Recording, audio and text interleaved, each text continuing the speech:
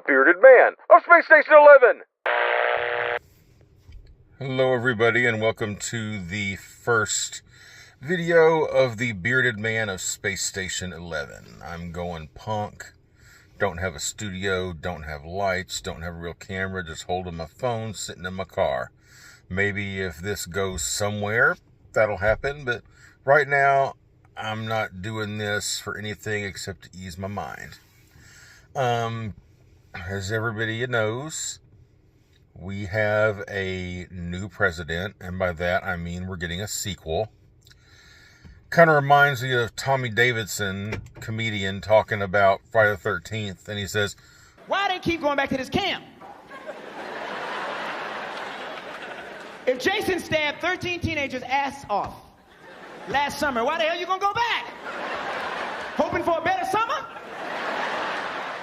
Apparently we did not learn our lesson the first time, or who knows, people talk about how the economy was better. I don't know. I'm not an economist. I'm not going to pretend to talk about stuff I don't know about, but I will say this. I always say I don't understand how people could vote for Trump again. Let's be honest. He says racist things. He says bigoted things. People around him say bigoted things. He talks like an authoritarian. He talks like about how he is going to unleash the U.S. military on its enemies.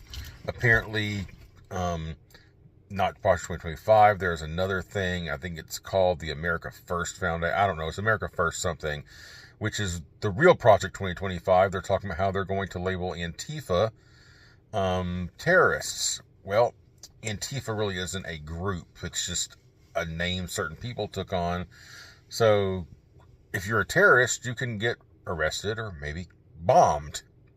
So who are they consider Antifa? People who just protest? So yeah, it's bad. It's really, really bad.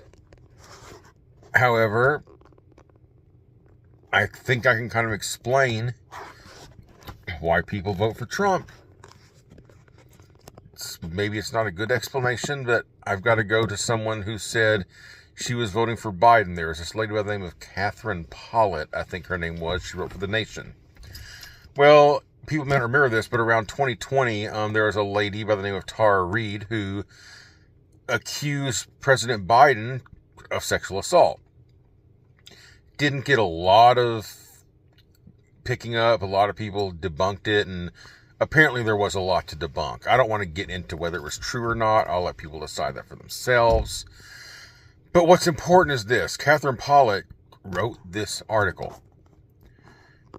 And she basically said that even if she believed Tara Reade, she would still vote for President Biden. Think about that. She said even if she believed President Biden sexually assaulted a woman, she would still vote for President Biden. And her reasoning was Trump was such a danger to women's rights.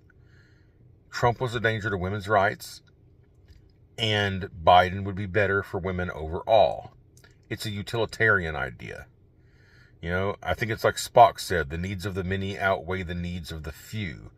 Or utilitarianism is literally defined as the best outcome for the most people. Let's apply that to Trump. Trump says really nasty stuff. He says he's going to do this, going to do that.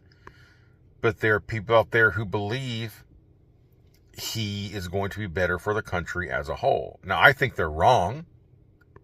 I definitely think they're wrong. But that's why I don't think that they voted for Trump because they're hateful. I don't think they voted for Trump because they're bigoted. I think they are able to look past that in the exact same way that Catherine Pollitt was able to look past the idea that the guy she was voting for might have sexually assaulted a woman. I mean, and the thing is, everybody's about utilitarianism until it touches them. There are people who honestly believe Trump is going to be a better president and do better for this nation than Kamala Harris would. And I'm not going to say there is no misogyny, no racism on that side. There is, and I'm sure that added to this. But we can't put it all on that. There are other things to think about.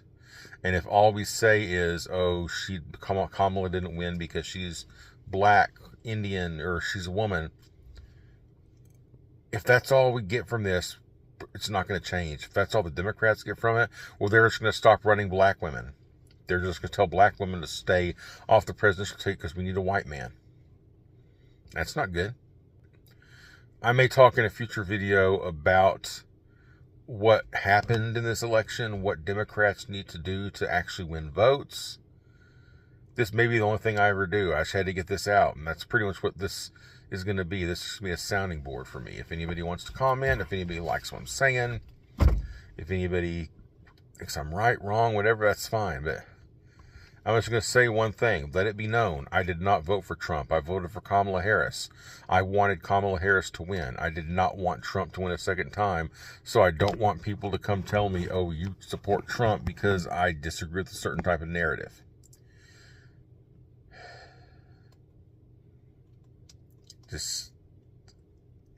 And to all my friends out there, all my brothers and sisters who are not shielded like me, the fact that I'm white, the fact that I'm heterosexual, the fact that I am cisgender, the fact that I'm a man, I don't know what I can do but just offer my support. And if you need anything, let me know. I'll do what I can to help you out, because it's going to be a bumpy 4 years. And if we believe what Trump says about never having to vote again, it might be longer years. All right. Good day, good night, whenever you're watching this. Bearded Man out.